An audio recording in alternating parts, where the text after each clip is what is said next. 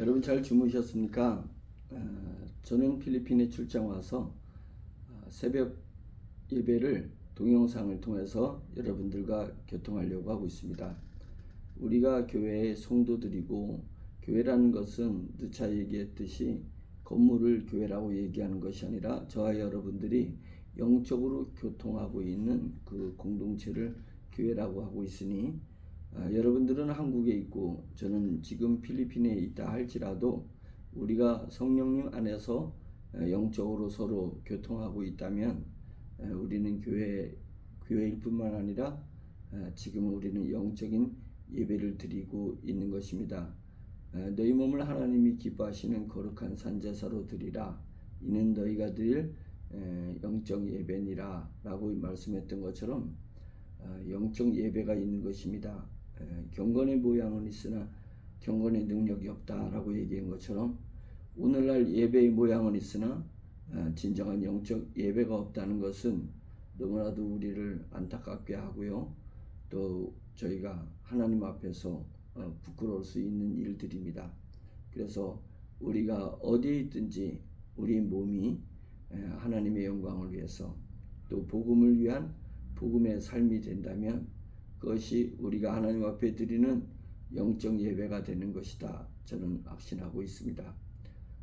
여러분, 우리가 속히 우리 영이 하나님의 분량에 이르기까지 하나님이 다르게 여기면 하나님이 만족할 수 있는 그런 영적인 성숙함이 있기를 간절히 바라고, 영적 성숙이 일어나기 위해서는 하나님의 말씀을 늘 묵상하고 우리 안에 있는 이 영이 깨어나야지 될 줄로 믿습니다.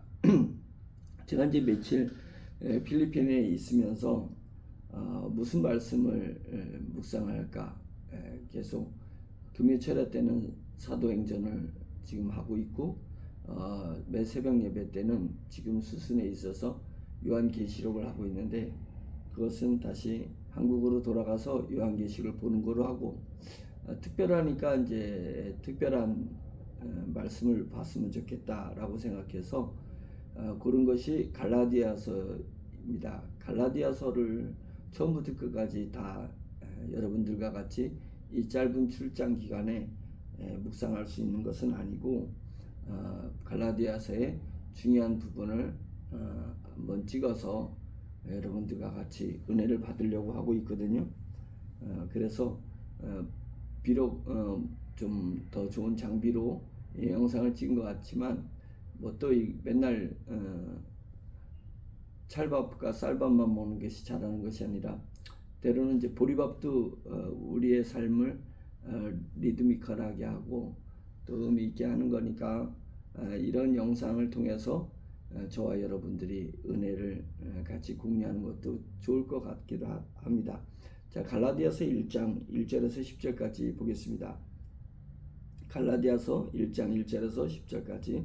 사람들에게서 난 것도 아니요 사람으로 말미암은 것도 아니요 오직 예수 그리스도와 그를 죽은 자 가운데서 살리신 하나님 아버지로 말미암아 사도된 바울은 함께 있는 모든 형제와 더불어 갈라디아 여러 교회들에게 우리 하나님 아버지와 주 예수 그리스도로부터 은혜와 평강이 있기를 원하노라. 그리스도께서 하나님 곧 우리 아버지의 뜻을 따라 이 악한 세대에서 우리를 건지시려고 우리 죄를 대속하기 위하여 자기 몸을 주셨으니 영광이 그에게 세세토록 있을지어다. 아멘. 그리스도의 은혜로 너희를 부르신 이를 이같이 속히 떠나 다른 복음을 따르는 것을 내가 이상하게 여기노라. 다른 복음은 없나니 다만 어떤 사람들이 너희를 교란하여 그리스도의 복음을 변하게 하려 함이라. 그러나 우리나 혹은 하늘로부터 온 천사라도 우리가 너희에게 전한 복음 외에 다른 복음을 전하면 저주를 받을지어다. 우리가 전에 말하였거니와 내가 지금 다시 말하노니 만일 누구든지 너희가 받은 것 외에 다른 복음을 전하면 저주를 받을지어다.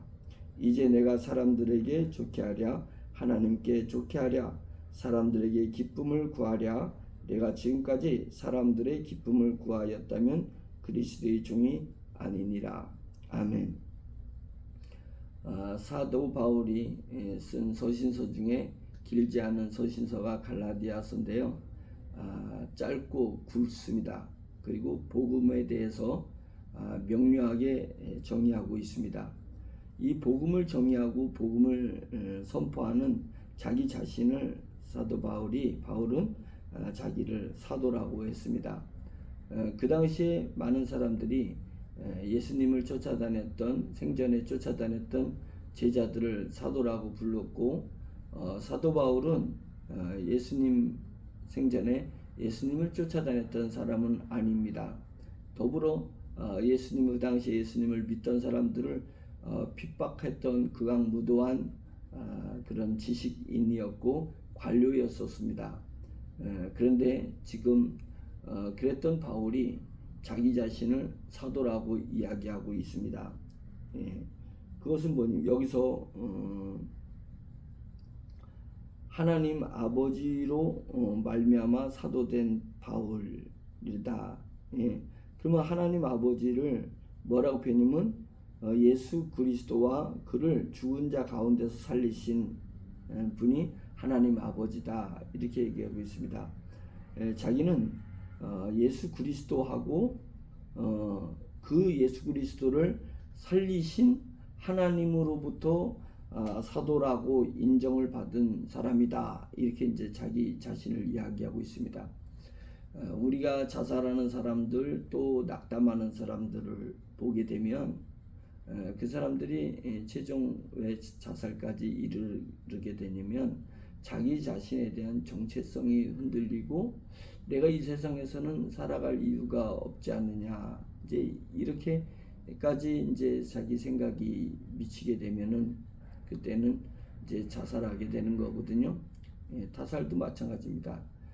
자기 자신에 대한 정체성이 흔들렸을 때 자살이 일어나는 것처럼 남에 대한 존재에 대한 정체성이 흔들리게 되면 남을 죽이게 되는 것입니다. 그래서 자살이나 타살이나 대상이 바뀌었을 뿐이지 그 핵심에는 자기는 어떤 존재인가에 대한 그 정체성이 흔들렸고 그 정체성이 녹아내려 가지고 사라졌을 때 자살하게 되는 거거든요. 중요한 것은 우리가 세상은 변한다고 했잖아요. 세상은 정말 시간이 살같이 빠르게 지나가고 시간에 따라서 세상은 변하게 되는 것입니다. 어제까지만 해도 진리였던 것들이 올해는 진리가 되지 않을 수 있습니다. 어제는 돈벌이가 됐던 것들이 오늘은 또 돈벌이가 되지 않을 수 있습니다.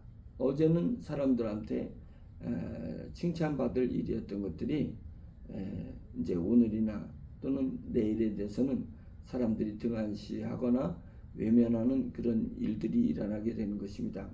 근데 많은 사람들이 세상에 자기 정체성의 기준을 잡고 있는 경우가 많이 있습니다.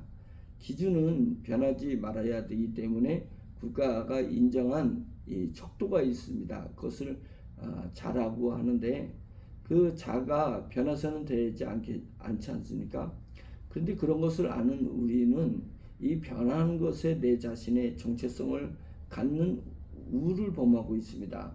그러다 보니까 세상이 이렇게 바뀌면 자기는 신났다가 세상이 또 저렇게 바뀌면 자기는 푹 꺼졌다가 또 사람들이 자기에 대해서 어떻게 평가하면 자기는 막 살만 나고 기세등등했다가 사람들이 또 자기를 평가절하하면 낙담하기도 하고 또 외롭기도 하고 그 외로움을 넘어서 고독하다, 나는 이 땅에 살 이유가 없다, 뭐 이제 이런 식으로 자기를 학대하는 그런 경우가 있습니다.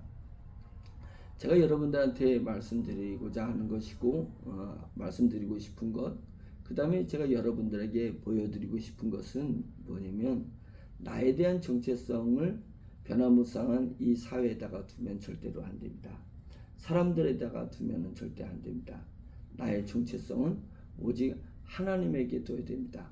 하나님이 나를 어떻게 이야기하시는가, 하나님이 나를 어떻게 판단해 주시는가, 그것입니다. 세상 사람들이 나를 어떻게 판단한들 뭐 있어요. 조금 지나면 또 변화가 될 거니까. 그래서 요즘은 사람들이 제 자신에 대해서 뭐라고 평가한들 별로 관여치 않고 또 한편으로는 기대가 되는 것입니다. 저 사람들의 평가가 언제 어느 때쯤에 바뀔 것인가에 대해서 제가 이제 기대가 되는 것입니다. 그것이 언제지? 그 다음에 그것이 어떻게 변화가 될 거지? 이제 이렇게 해요. 왜 그러냐면 저는 나에 대한 정체성을 오직 하나님에게 두고 있기 때문에 그렇습니다. 하나님께서 나를 의롭다 하시면 그러면 나는 의로운 것입니다. 하나님께서 나를 일꾼으로 삼아주시면 저는 오직 하나님의 영광을 위해서 하나님의 나라를 위해서 전진해 가는데 아무 거침이 없을 것입니다. 그래서 하나님에게 도박을 걸어라.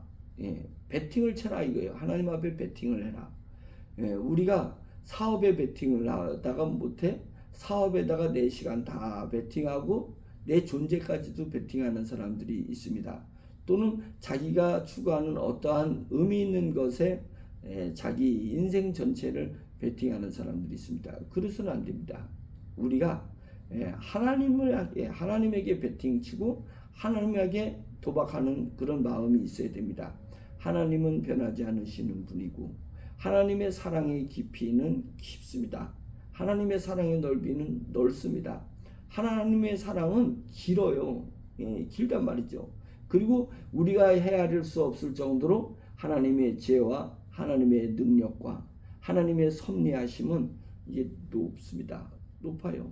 그렇기 때문에 전적으로 하나님을 의지하는 거예요.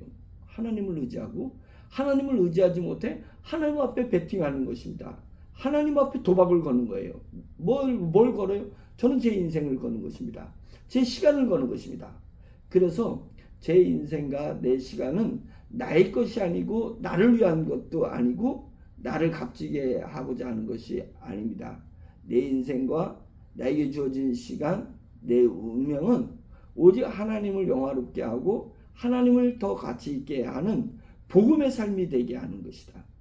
제 자신은 복음의 삶이 되게 하는 것이고 저와 여러분들은 이 복음의 삶과 삶이 만나서 복음의 교회를 만들게 하는 것입니다. 그것입니다. 그래서 사도 바울의 정체성은 누구로 어디에 얘기했어요? 1장 1절에 이렇게 얘기했잖아요. 사람들에게서 난 것도 아니고 사람으로 말미암은 것도 아니다. 내 정체성은 사람에게서 난 것도 아니요. 내 정체성은 사람으로 말미암은 것도 아니야. 오직 올리완이에요. 올리완. 오직 예수 그리스도. 또 그 예수 그리스도를 죽은 자 가운데서 살리신 하나님 아버지로 말미암아서 나의 정체성을 만들어진다. 근데 나는 누구냐면 사도다. 이렇게 얘기하는 것입니다. 그래서 예수 그리스도와 그를 죽은 자 가운데서 살리신 하나님 아버지로 말미암아 사도된 바울이다. 이야기하고 있습니다. 여러분들을 표현할 때 뭐라고 표현을 하실 것입니까? 저는 하나님의 자녀된 전영철입니다. 전영철입니다. 저희 부모님한테 감사하는 것 중에 하나가 제가 나씨로 태어나지 않고 전씨로 태어나서 얼마나 감사한지 모릅니다. 교만한 성이 아니잖아요. 겸손한 성. 저는 영철입니다. 이제 이래서 이제 부모님한테 감사하는데 농담입니다. 나씨성을 가지신 분들이 교만하다는 것이 아니고 제가 전씨성을 가져서 겸손하게 제 자신을 표현할 수 있게 돼서 감사하다는 의미고 이제 그렇게 살아야 될 줄로 믿습니다. 하나님께서 영철아 교만하지 말고 겸손하라. 거짓되지 말고 정직하라. 게으르지 말고 성실하라 하고 신학대학교에 다닐 때 하나님께서 저에게 어느 날 깊은 감동을 주셔서 그것이 저의 삶의 3대 지표가 되고 있습니다. 뭐 그렇게 꼭 산다는 건 아니에요. 그렇게 살려고 노력한다는 것이지 교만할 때도 많고 욕심 앞에서 또 두려움 앞에서 거짓될 때도 많이 있습니다. 또 게으를 때도 있어요. 이게 내 중심으로 나를 위해서 살려면 이게 자기 보호 본능이 있어서 게을러지는 거거든요. 그래서 게을러질 때가 많이 있습니다. 그러나 그것은 잠깐이요. 다시 오뚜기처럼 일어나서 주님 앞에서 겸손해야지, 정직해야지, 그리고 성실해야지, 이제 이런 생각을 하게 된 것입니다. 그래서 사도 바울처럼 그의 정체성이 오직 예수 그리스도와 하나님에게 정체성이 있다. 저와 여러분들도 그리 되면 얼마나 좋습니까? 흔들 일이 뭐가 있어요? 사람이 나를 흔든다고 흔들려요? 세상이 변한다고 흔들려요? 세상이 나를 핍박하는 그런 무서운 존재로 바뀐다고 흔들려요? 내 정체성이 오로지 하나님에게 하늘에 두고 있다면 흔들 일이 없는 줄 믿습니다. 그러니까 10절에 사도 바울이 이렇게 이야기하기를 이제 내가 사람들에게 좋게 하랴 하나님께 좋게 하랴, 사람들에게 기쁨을 구하랴 하나님께 기쁨을 구하랴, 이런 거죠. 내가 지금까지 사람들의 기쁨을 구하였다면 그리스도의 종이 아니니라. 그것입니다. 그리스도의 종이 아니다. 잠깐만요. 여보세요? 여보세요?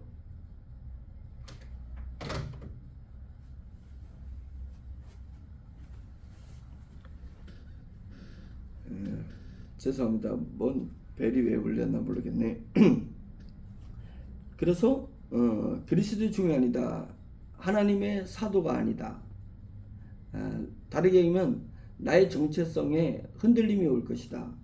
그러니까 사도 바울은 사람들에게 좋게 하기 위해서 자기의 삶을 사는 사람이 아닙니다.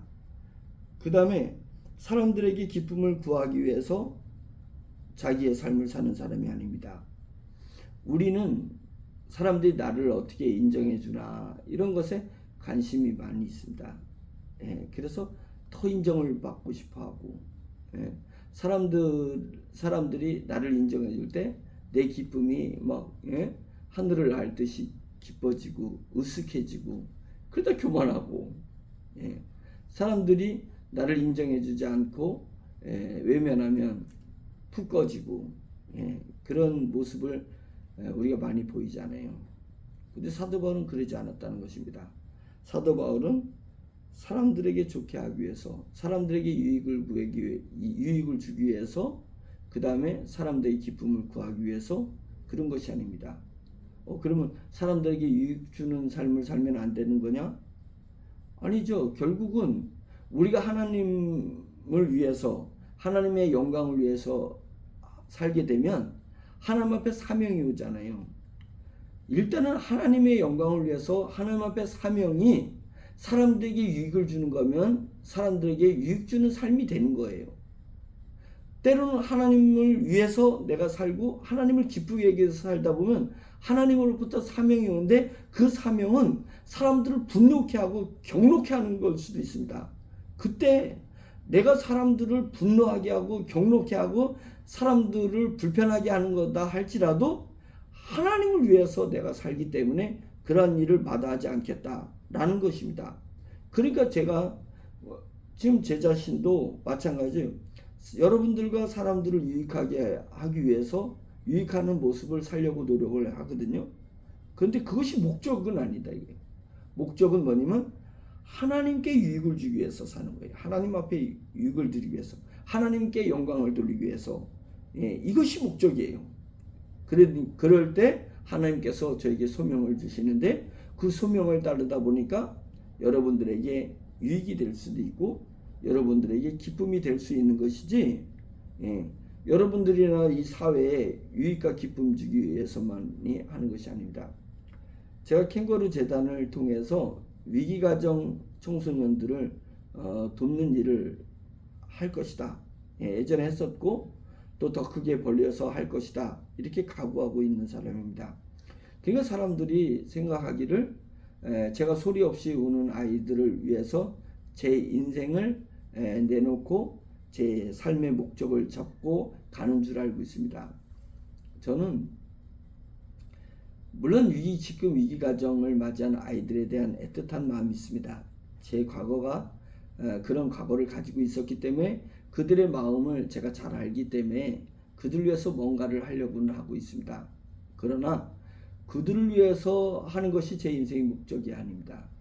하나님께서는 왜 그들을 위해서 이런 일을 해야 되느냐? 그 전에 하나님이 저에게 주신 소명이 있습니다.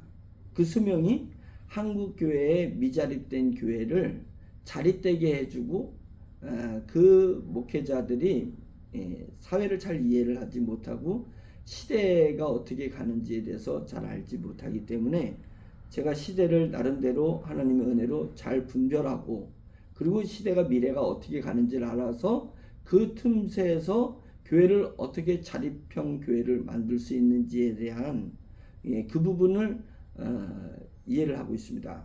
그래서 하나님께서는 한국에 미자립된 교회를 지원해 줘라. 그러면 지원해 주는데 제가 돈이 어디 있어서 1만 개 교회 이상의 교회를 지원해 드릴 수가 있겠습니까? 지금 사업을 하기 때문에 이 사업에서 번 돈 가지고 미자립 교회를 돌려오는 것이냐? 그것도 아닙니다. 우리 교회가 자립이 되지 않았을 때 목사님들이 어떻게 돈을 벌려고 하려도 새벽 예배 드리고 중간중간 예배를 드려야 되고 또 성도들에게 얽매여 있습니다.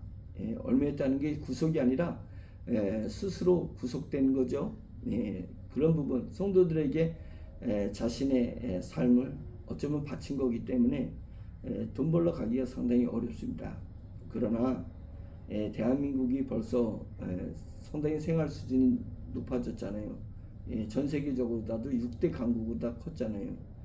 그러니까 대한민국을 잘 이해해야 되고 대한민국을 잘 분석을 하게 되면 그곳에서 교회가 자립되고 그것을 통해서 오로지 기도와 말씀에 전념하고서도 교회를 유지할 수 있고 목회자의 삶을 유지할 수 있는 길이 있습니다. 그 길을 제시하고 그런 것들을 목사님한테 마련드리기 위해서 제가 사업도 하는 것이고 복지도 하는 것입니다. 그러니까 사람들을 위기가정 청소년들을 위해서 제가 제 인생을 바친 거냐? 그들을 기쁘게 하기 위해서 소리 없이 우는 아이를 웃게 해줍니다. 이런 것처럼 그들을 기쁘기 위해서 하는 거냐? 현상은 그런 현상이지만 내 마음의 중심에서는 그들을 기쁘기 위해서 그들을 위해서가 아니라 사도 바울처럼 하나님께 영광을 돌리기 위해서 하나님을 위해서 하나님의 나라를 위해서 바치는 것입니다. 일을 하는 것입니다. 그러면 하나님께서 저에게 주신 소명이 있으니까 그 소명을 감내하고 받아들이고 붙들고 그 소명을 나가다 보니까 그것이 위기가정을 맞이한 아이들을 기쁘게 해줄 수 있는 것이잖아요. 그런 현상이잖아요. 여러분과 저는 각자에게 주어진 삶의 형태가 있습니다. 삶의 장소가 있습니다. 똑같은 아파트 단지에 산다 하더라도 사람의 마음의 각도는 다 다릅니다. 똑같은 직장에 있다 할지라도 마음이 지향하는 것이 다 다른 거거든요. 그러니까 우리는 오로지 어디 환경에 있든지 간에 무슨 일을 하든지 간에 내가 무슨 수준에 이르든 간에 그게 뭔 의미가 있습니까? 우리의 심령의 방향이 땅을 향하고 있느냐 하나님의 나라를 향하고 있느냐 이게 중요한 거잖아요. 사람을 향하고 있느냐 하나님을 향하고 있느냐 이게 중요한 거잖아요. 저와 여러분이 사도 바울처럼 오로지 우리 주 예수 그리스도와 하나님을 위하여서 우리의 생애를 내놓겠다. 생애의 포커스를 맞추겠다 라고 생각하면 하나님께서 저와 여러분들을 책임져 주지 않으시겠어요? 그 정도 믿음이 없으니까 하나님이 우리의 생애를 책임져 주시. 근데 그리 아니하실지라도 저는 하나님을 향할 것입니다. 하나님을 위할 것이고 하나님의 나라를 위할 것입니다. 왜 그래요? 제 속에 천국에 대한 소망이 있고 심판에 대한 확신이 있습니다. 믿음을 가지고 있습니다. 제가 이 육체 생명이 그것을 생애가 끝난다고 했는데 저는 육체의 생명이 끝나서 내 생애가 절대 끝나지 않습니다. 왜 그래요? 저는 내 생애를 천국까지 연결했습니다. 영원한 나라까지의 삶을 저는 내 생애로 보는 거지, 이 육체가 끝나는 이 땅에서의 삶을 제 생애로 보지 않습니다. 이미 저는 영원한 나라에까지 이르는 것을 나의 생애로 잡아버렸습니다. 그러니까 내가 1년 안에 죽는다고 한들 10년 안에 죽는다고 한들 그 뭔 상관이 있냐 이거요. 저는 영원한 나라에 대한 확신을 가진 그 생애를 살고 있기 때문에 이 땅에서 변화무쌍한 것에 대해서 의미를 둘 필요가 없는 것입니다. 사람들이 나를 뭐라고 평가하면 어쩌고, 이 땅에서 그리 아니 되면 내가 꿈꾸는 것, 목적한 것들이 이루어지지 않는다고 해서 뭔 상관이 있습니까? 주님의 나라 갔을 때 받을 상급이 있는데, 하나님은 사람들은 외모에 다르게 하면 사람들은 결과를 보고 우리를 평가하지만 하나님은 우리의 마음의 중심을 보신다. 하나님은 우리의 마음의 무게를 달아보시고, 하나님은 우리의 마음에 있는 내 마음 속에 있는 복잡 다양한 마음의 소스들을 다 헤아려 보신다 이거예요. 썩은 콩과 살아있는 콩을 구분하고, 또 콩 안에 있는 돌멩이, 조그만 그 돌 알갱이들을 우리가 이렇게 어렸을 때 상에다가 콩을 딱 쏟아가지고 콩과 돌을 이렇게 고르고 썩은 것을 이렇게 골랐잖아요. 우리 마음속은 소우주예요. 작은 우주가 있습니다. 이 하늘에 별들이 총총히 많이 있는 것처럼 우리 마음속에도 무수한 생각들과 무수한 마음의 소스들이 많이 있거든요. 그리고 무수한 감정들이 많이 있거든요. 하나님은 마음의 중심을 보신다는 것은 뭐냐면 내 마음에 있는 그 많은 것들을 다 헤아리신다는 것입니다. 헤아리신다는 거예요. 그러니까 내 심령 안을 보라 이거죠. 바깥에만 복잡해요. 내 심령도 복잡한데 그 심령이 얼마나 하나님을 향하고 있느냐. 하나님은 내 마음의 중심을 봐주신다는 것은 우리에게 기쁨이고, 우리에게 담대함이고, 우리에게 소망이고, 우리에게 자랑이 될 것 아닙니까? 내가 열매는 별로 없어요. 세상에 보여줄 열매는 없는데, 그렇다 해서 내 인생이 초라한 거냐? 제 마음의 열매가 얼마나 많은지 아닙니까? 하나님께서 제 마음을 보실 때 하나님 앞에 자랑하고 싶은 거, 하나님 앞에 보여드리고 싶은 그 마음의 열매들이 있지 않습니까? 그래서 우리가 담대할 수 있는 것은 뭐냐면, 세상 사람들은 외모를 봐요. 열매를 봐요. 제가 무슨 일을 이뤄냈는지, 무슨 대학을 나왔는지, 어느 집에서 사는지, 뭐 이런 외형적인 것을 통한 열매를 보는데, 우리 하나님은 마음의 중심을 봐주신다니까. 마음의 중심을 봐주신다니까 얼마나 감사할 일입니까? 얼마나 감사할 일입니까?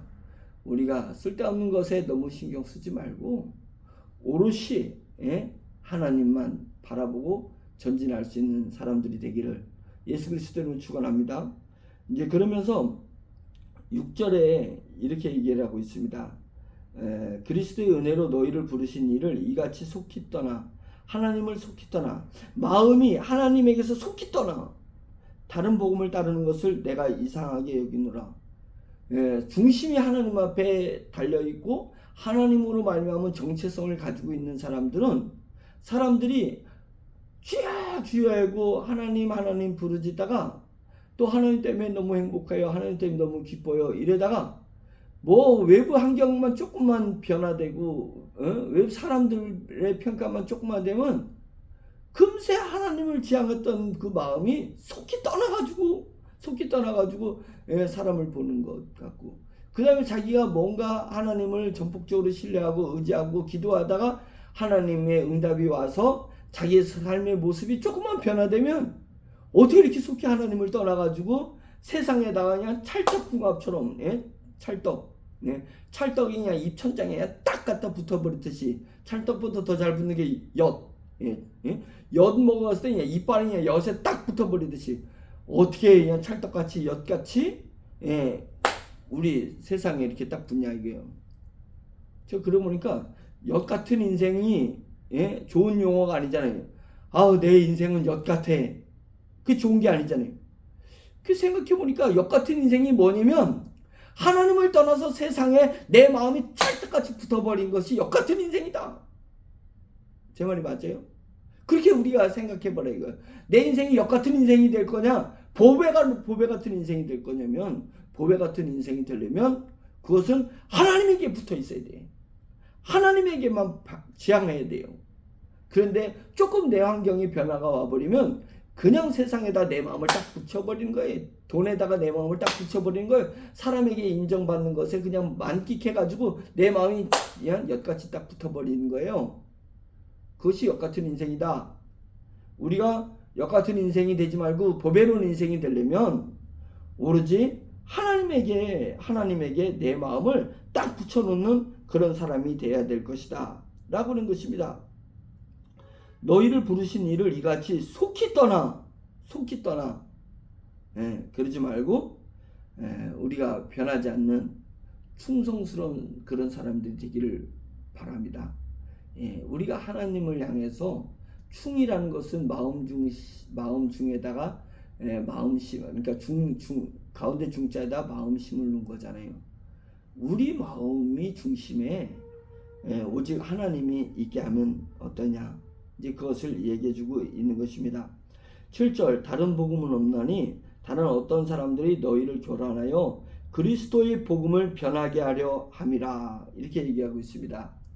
그리스도의 복음을 변하게 하지 않느냐, 그리스도의 복음이 내 마음속에서 지금 변해져 있지 않느냐, 이런 거고, 그리스도의 복음이 우리 교회 안에서, 특히 이 한국교회 안에서 그리스도의 복음이 변화되고 변질되고 있지 않느냐, 이런 생각입니다. 개인적으로 내 심령에 복음이 변질되어 있지 않느냐, 교회 가운데 복음이 변질되어 있지 않느냐, 이것입니다. 나의 나다움은 뭐예요? 나의 정체성은 뭐예요? 저는 나의 정체성은 복음을 복음되게 하는 일입니다. 내 안에서 복음이 순결하고 고결하고 그 변하지 않는 순금같이 변하지 않는 것으로 복음이 내 안에 딱 들어있는 것, 내 마음의 중심이 복음이 딱 잡혀있는 것, 저는 그래서 내 삶이 복음의 삶이 되는 것, 이것이 나를 나답게 하는 거라고 생각합니다. 교회가 교회다우려면 어떻게 돼요? 멋진 건물을 지고 막 개발되는 지역에 가서 딱 건물을 멋지게 하고 프로그램이 멋있고 남들이 볼 때 저 목사님 대단하다, 저 교회 프로그램 너무 좋다, 저 교회는 계속 매주 부흥한데, 이게 교회를 교회답게 하는 거예요. 교회를 교회답게 하는 것은 교회 복음이 반드시 서 있어야 되잖아요. 순결하고 정결하게 하나님이 말씀에 써진 대로 복음이 반드시 서 있는 그런 교회, 그것이 복음의 교회. 복음의 교회가 교회의 정체성 아니겠어요? 교회를 교회답게 하는 거 아니겠어요? 우리 개인이나 교회나 복음을 변하게 해서는 저는 안 될 거라고 생각하고 있습니다. 복음이 변하는 것은 왜 변하냐? 제가 세 가지를 생각해 봤거든요. 그래서 적어 봤는데, 한국 교회는 어떻게 복음을 변하게 하고 있는가? 또 나는 어떻게 복음을 변하게 하고 있는가? 첫째는 복음에 물타기를 하고 있다라고 생각합니다. 기복신앙, 복음을 세상의 복으로 물타기를 하고 있습니다. 내가 원하던 대학에 붙으면 그게 복된 거예요. 야, 그러니까 이게 복음인가? 그래서 내가 그냥 사업을 하는 거 직전에 돈이 갑자기 막 롯데에 붙었든지 어떻게 해가지고 부동산 값이 올라갔든지 아파트 값이 점점 올라갈 때 내 마음이 복되고 복되는 거예요. 그러니까 여러분, 우리 마음속에 다른 것이 물타지니까 복음이 변질되는 거예요. 한국 교회에 돈이 들어왔습니다. 돈이라는 용어를 한국 교회가 안 써요. 그러면서도 돈이라는 말을 돈이라고 안 하고, 돈은 돈이잖아요. 근데 돈을 잠깐만, 물질, 하나님을 위해서 물질을 어떻게 써요? 물질이 도대체 뭐예요? 돈이지. 근데 왜 돈을 터부시하는데 실제로는 교회는 돈으로 움직이는 모습으로 들어가는 대형 교회들이 큰 교회들이 얼마나 많은지 모릅니다. 예. 왜? 부동산에 하나님의 은혜를 받으려 하지 않고 부동산의 은혜를 받으려 해서요. 자기 교회 수준의 버거운 건물을 짓고 교회 수준의 버겁게 일을 벌리는 거예요. 그러다 보니까 뭐가 부족해져요? 그것을 유지하려니까 돈이 딸리잖아요. 그게 돈을 벌어야 되거든. 돈이 딸리니까. 그러다 보니까 돈을 많이 버는 것이 복된 것이다. 예, 그래서 복음이 되는 거예요. 성도들이 돈 많이 버는 소식이 들리는 게 복된 소식이 되는 거예요. 복된 소식. 예, 그래서 돈을 많이 못 버는 사람은 은혜를 못 받는 것이고, 하나님 은혜 가운데 살지 못하는 사람으로 그렇게 은근히 치부되게끔 만들어 놓은 것입니다. 그래서 복음에 물을 타고 있어요. 세상에 물을 타고 있습니다. 그래서는 안 된다. 그리고 복음에 웬 이렇게 마케팅이 많이 들어갔는지 모릅니다. 제가 사업을 하는 사람이 있고 특히 마케팅하는 일을 합니다. 마케팅은 뭐예요? 비껴치는 거예요. 예? 똑같은 도구를 가지고도 똑같은 제품을 가지고도 비껴치는 것이 마케팅입니다. 최대 효율을 내기 위해서 비껴치는 것이 마케팅입니다. 그러려면 거기도 철학이 있고 마케팅에도 철학이 있고 깊은 노하우가 있습니다. 예, 잔머리 굴려서 되는 거 아니고 트릭을 마케팅이라고 하는 것이 아닙니다. 그런데 한국 교회가 복음을 복음되게 하기 위해서는 사랑이에요. 지역에 사랑을 뿌리는 거예요. 그것이 마케팅인 거예요. 주님이 복음을 건 겸손한 거예요. 섬기는 거거든요. 그게 복음을 복음되게 하는 마케팅인데 지금은 교회 안에 복음을 마케팅한다 하고서는 여러 가지 사회에서 사회 지식과 지혜를 그렇게 가져와요.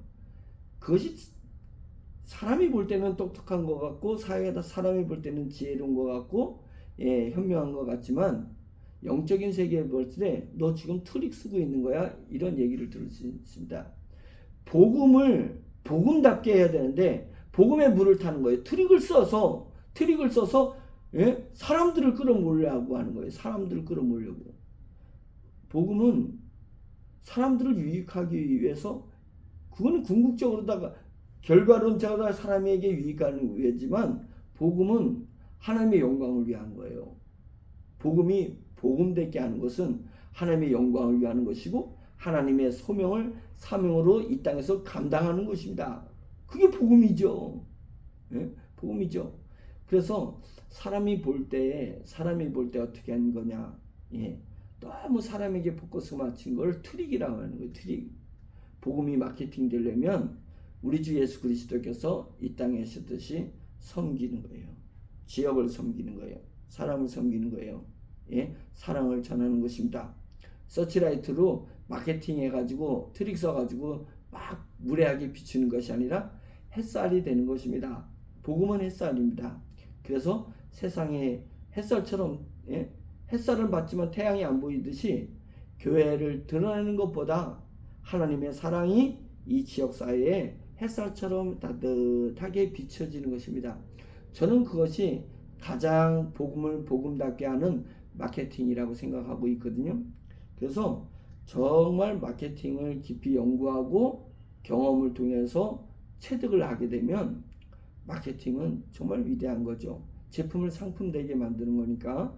그래서 복음이 사람들에게 복음답게 비춰지게 하는 것이 진정한 마케팅입니다.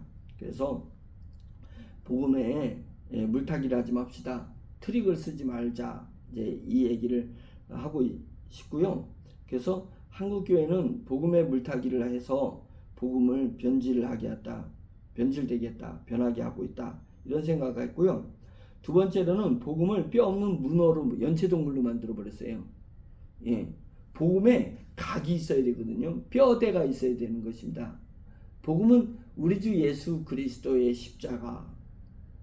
이거 외에는 없습니다. 예수 그리스도의 십자가. 왜 십자가에 주님께서 십자가를 감당하셨어요? 또 그것도 자원해서 했었겠어요?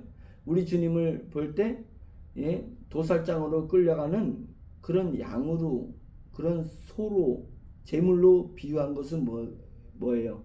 자원하셔서 십자가로 갔다는 것입니다. 왜 자원해서 갔어요? 하나님의 뜻이니까요. 하나님의 뜻이니까 그 길을 자원해서 가는 것입니다. 그것이 골고다의 길이라 할지라도 그 길을 가는 것입니다. 그 십자가에 달리러 가는 것입니다. 하나님의 뜻이니까 자원하는 것입니다. 그럼 하나님의 뜻은 무엇이겠어요? 이 세상에 하나도 버림받지 않고 한 사람이라도 지옥 가지 않고 모든 사람의 구원에 이르는 것이 하나님의 뜻입니다. 구원에 이르는 것은 뭐예요? 우리가 땅의 사람이지만 악한 영의 마귀의 자식이 아니라 하나님의 자녀가 되는 것입니다. 하나님의 자녀가 되기 위해서 우리를 구원하시길 원하시는 거거든요. 그럼 왜 하나님의 자녀가 되어야 돼요?